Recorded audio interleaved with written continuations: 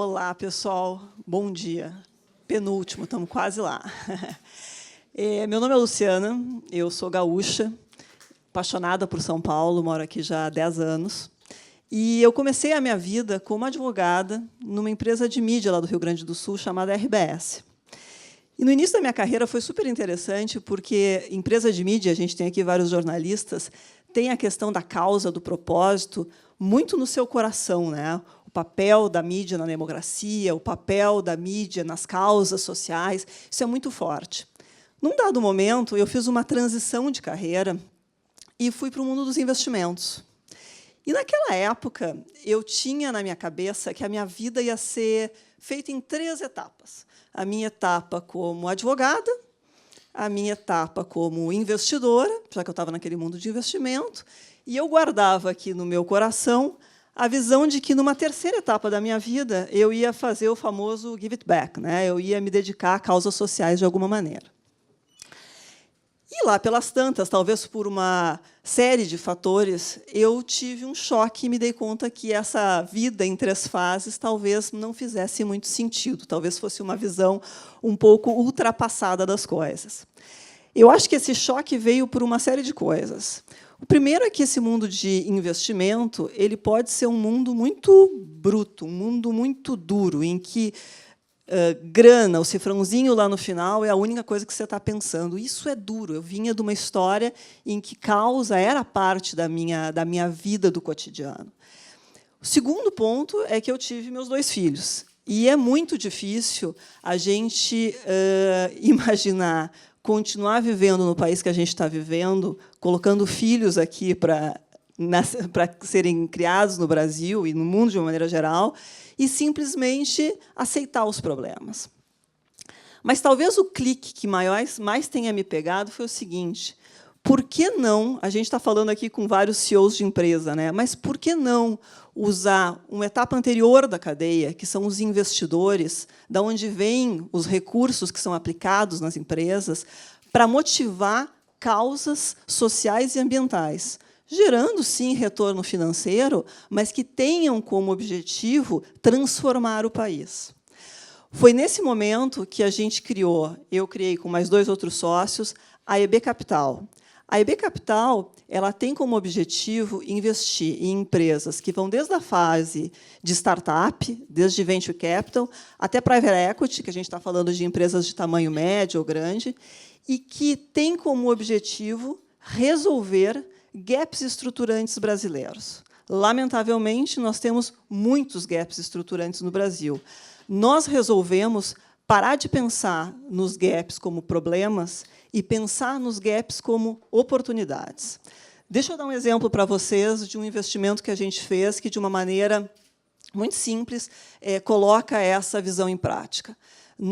Todo mundo sabe que o Brasil é um país que tem mais de um telefone celular por habitante. Nós tínhamos um ratio aí de 1,4 celular por habitante, agora nós baixamos, estamos com 1,1. Mas todo mundo tem celular. Isso significa que existe inclusão digital? Não, meus senhores e senhoras, não é a realidade. Quando a gente identifica que o celular, na verdade, para acesso de dados, é muito caro e que a qualidade do sinal é uma em São Paulo, mas outra quando a gente vai para o interior, a gente se dá conta que não tem inclusão digital. O que nós estudamos como firma de investimento? Nós vimos que, do ponto de vista de acesso à banda larga no país, apenas 40% da população tem acesso a essa banda larga.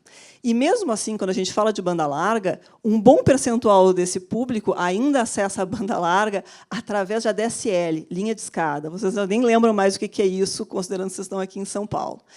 Então, nós estamos falando de não acesso a dados. E, como todos nós sabemos, inclusão digital é fundamental para a educação, para entretenimento, para conhecimento, para informação. O que nós fizemos? Começamos a analisar empresas que podiam ajudar essa realidade. As grandes empresas de telecom no Brasil, via de regra, estão focadas nas grandes cidades. O que sobra para as pequenas cidades? Sobra para pequenas cidades pequenos provedores de internet. E foi lá que nós conhecemos o Vicente.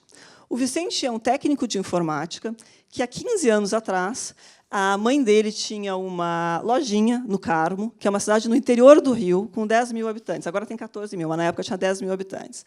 E a mãe do Vicente abriu uma outra lojinha numa cidade chamada Assumidor, que deve ter mais uns 10 mil habitantes. E a mãe do Vicente precisava conectar as duas lojas, mas não tinha como conectar, porque não tinha nenhum provedor de internet que o fizesse.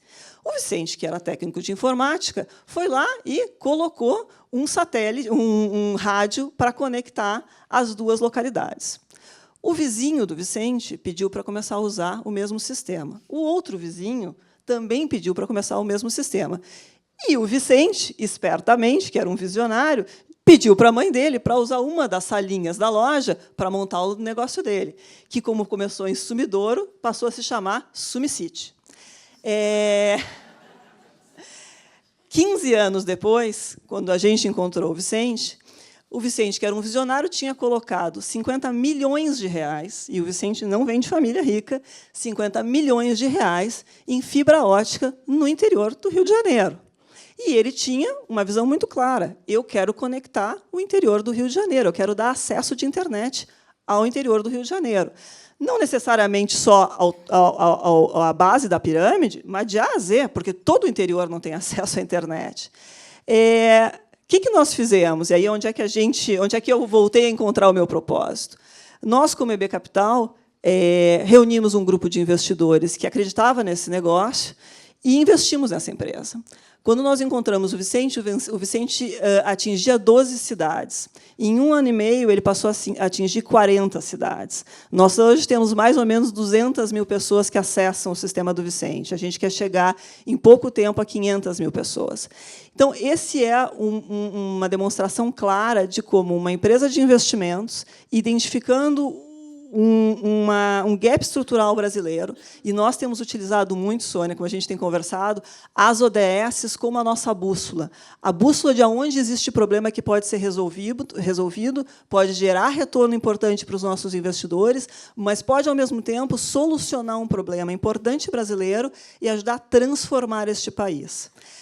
Como última frase que eu queria deixar aqui, como eu sou a penúltima, salvo engano, nós estamos aqui conversando e com vários CEOs e pessoas com histórias super bacanas, mas eu queria chamar cada um de vocês a realmente fazer parte dessa transformação. Todos nós temos superpoderes. Outro dia a gente estava discutindo, vem cá, será que algum de nós tem superpoderes? Eu acho que nenhum tem, mas todos temos. Se nós tivermos capacidade de nos unirmos e identificarmos os problemas e fazer medidas realmente práticas para resolvê-los, sem ilusões, vamos face the brutal facts e tentar resolver. Eu acho que a gente realmente é capaz de transformar o país.